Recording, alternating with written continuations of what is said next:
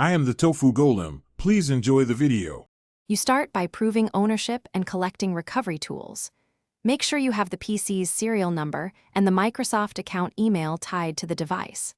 Once done, locate any password reset USB or another administrator account on the machine. That path is safest. If those options aren't available, create Windows installation media on a separate computer now.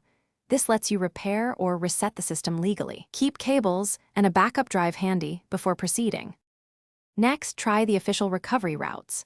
If the PC uses a Microsoft account, go through Account. Live. COM recovery with your email or phone verification. This restarts access without bypassing security. If a second administrator exists on the PC, sign in there and change the locked account's password in settings. This is straightforward and preserves files.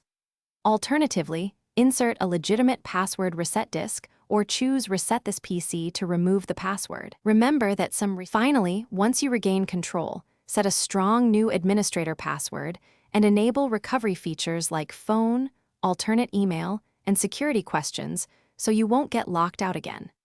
Make a separate local admin account for emergencies and verify that your files and applications function correctly. If you cannot recover access using these legitimate methods, contact the PC manufacturer or a certified technician for assistance. Do not attempt unverified circumvention techniques that risk data loss or violate law. Keep backup.